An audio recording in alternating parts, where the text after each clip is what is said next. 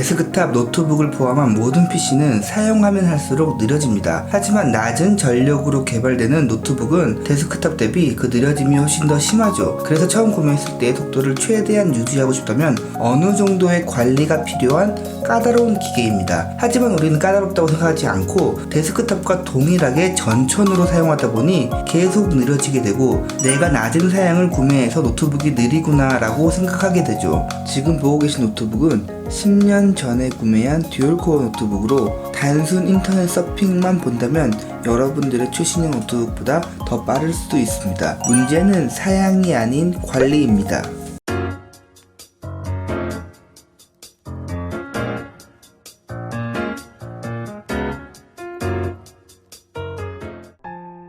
반가워요, 다성이 아빠예요. 제가 오늘 리뷰하는 내용은 구형, 신형 할 것 없이 모든 노트북에 적용되는 내용입니다. 하지만 최소한 이전 리뷰에서 언급한 SSD가 기본으로 장착되어 있어야 합니다. 본인의 노트북에 M.2 규격의 SSD를 지원한다면 대부분이 이미 SSD가 들어가 있습니다. 하지만 2.5인치 HDD를 사용하는 구형 노트북 유저들은 SSD 교체를 꼭 하셔야 합니다. SSD를 사용하지 않는다면 제가 알려드리는 어떠한 노하우도 적용되지 않습니다.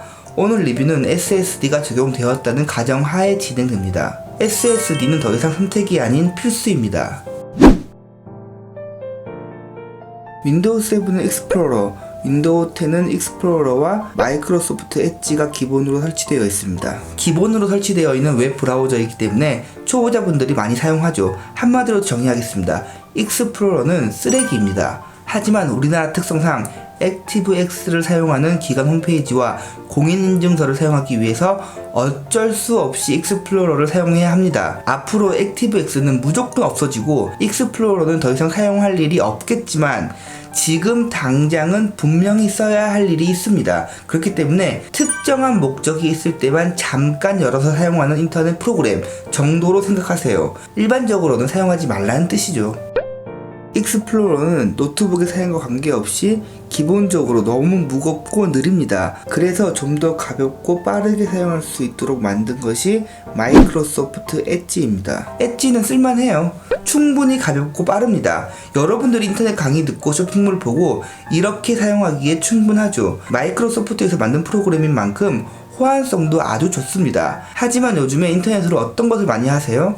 모두가 그렇진 않지만 기본적으로 유튜브를 많이 사용합니다. 유튜브는 크롬입니다.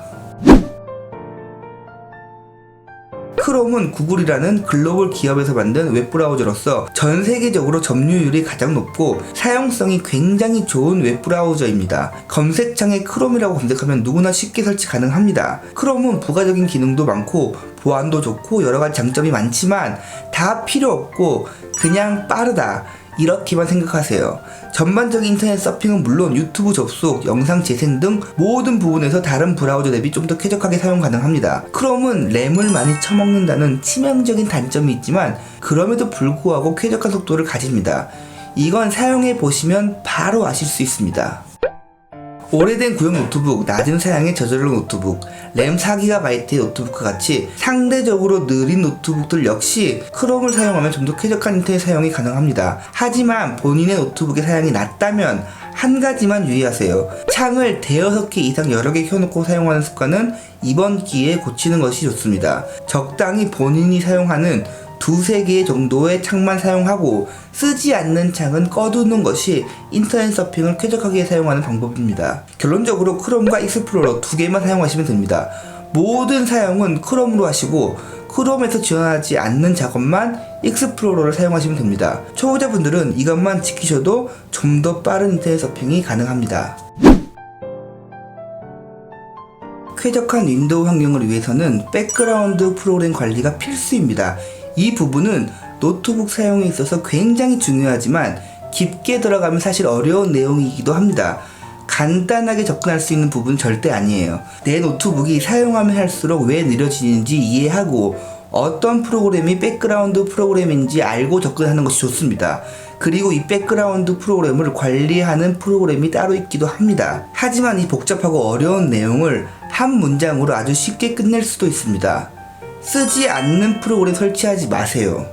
여러분들이 보시기에 당연한 문장 같죠? 굉장히 지키기 힘들어요. 이것만 잘 지키면 저와 같이 노트북을 10년 이상 사용해도 초기 속도 그대로 유지하면서 사용하실 수 있어요. 제 생각에 이 노트북은 충분히 5년은 더 쓸 수 있습니다. 모든 설치형 프로그램이 노트북 속도에 지장을 주는 것은 아닙니다. 하지만 어떤 프로그램이 지장을 주는지 모르기 때문에 쓰지 않는 프로그램을 설치하지 마세요 라고 간단하게 생각하는 것이 좋습니다. 또 제가 추천하지 않는 노트북을 느리게 하는 프로그램이 있습니다. 예를 들면 카카오톡 PC 버전 같은 거죠. 메신저 프로그램은 기본적으로 텍스트 파일을 전송하기 때문에 절대 무거운 프로그램은 아니지만 카카오톡 PC 버전은 스마트폰과의 연동 그리고 여러가지 부가적인 기능들 때문에 생각보다 무거운 프로그램입니다. 하지만 제가 설치하지 말라 해서 설치하지 않을 거 아니잖아요.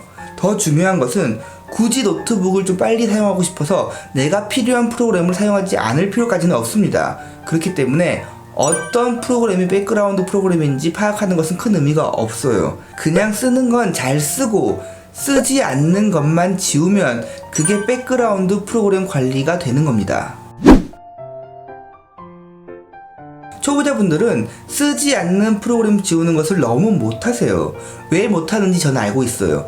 언젠가는 사용할 프로그램이라고 생각하기 때문이죠. 지금까지 사용하지 않은 프로그램들은 앞으로도 사용하지 않을 가능성이 높습니다. 필요하면 그때 설치하셔도 충분합니다. 설치하지 않고 설치 파일만 가지고 있는 것도 좋은 노트북 관리 방법이죠. 저는 이렇게 자주 쓰는 프로그램과 가끔 쓰는 프로그램 설치 파일들을 따로 가지고 있습니다. 시작 프로그램을 누르면 여러분들이 설치한 프로그램을 쭉 보실 수 있습니다.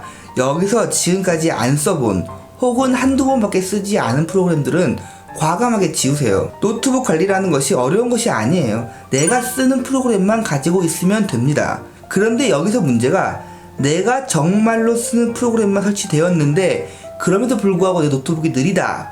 그렇다면 처음부터 노트북 사양을 잘못 구매하신 거예요. 지금 느리다고 말하는 그 노트북이 사양이 높다 낮다가 아닌 본인한테 사양이 낮은 노트북이라는 거죠. 이런 분들은 CPU 자체를 처음부터 잘못 고른 케이스로 웬만한 업그레이드로 해결되지 않습니다. 두 가지 중 하나를 선택할 수 있죠. 느린 대로 그냥 사용한다. 과감한 프로그램 삭제로 노트북 다이어트를 한다.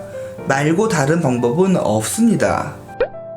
제가 특정 소프트웨어를 언급하고 싶지는 않지만 알약, 알집, 알송 이렇게 알툴즈는 설치하지 않는 것이 좋습니다. 기본적으로 업데이트를 위한 백그라운드 프로그램을 가지고 있고 이 백그라운드 프로그램을 따로 지워도 되긴 하지만 기본적으로 알툴즈 프로그램들은 최적화가 그리 좋지 않습니다. 사양과 관계없이 버벅인다는 거죠. 반디 소프트가 좋습니다. 압축은 반디집, 사진은 꿀뷰, 캡처는 반디 카메라로 하세요. 알툴즈 속도보다 훨씬 더 빠릅니다. 특히 사진을 보는 꿀뷰가 정말 대박입니다. 꼭 사용하세요. 추가로 윈도우 10 정품 사용자라면 V3나 알약 사용하지 마세요. 제발 사용하지 마세요. 그냥 쉽게 노트북 늘어지게 하는 광고 프로그램이라고 보시면 됩니다. 윈도우 7은 보완이 끝났기 때문에 V3나 알약이 없는 것보다는 낫지만 윈도우 10은 보안 능력이 좋기 때문에 굳이 사용하지 않으셔도 됩니다.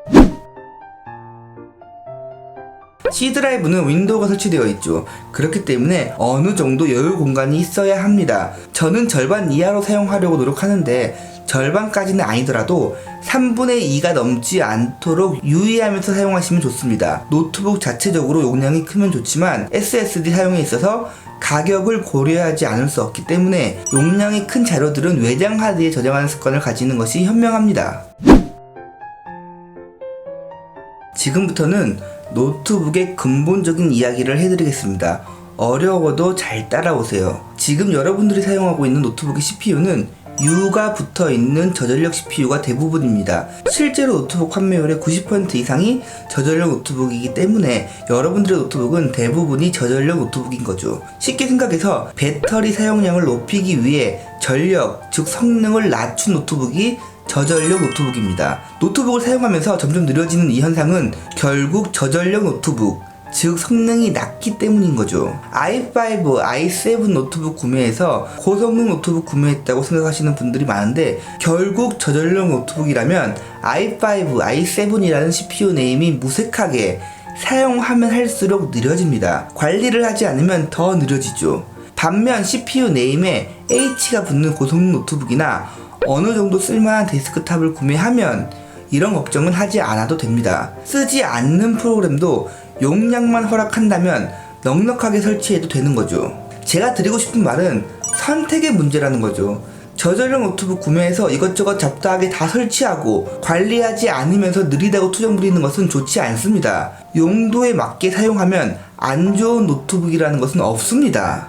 저전력 노트북은 여러분들이 선택한 노트북이에요. 좀 더 얇고 배터리가 오래가는 노트북을 사용하기 위해 여러분들이 직접 선택한 거죠. 이 저전력 노트북들은 저가형으로도 많이 나오기 때문에 저렴한 노트북을 구매하기 위해 선택하기도 하죠. 이러한 저전력 노트북의 선택은 성능이 좋지 않기 때문에 노트북 관리가 동반되어야 합니다. 노트북 관리는 별거 없어요.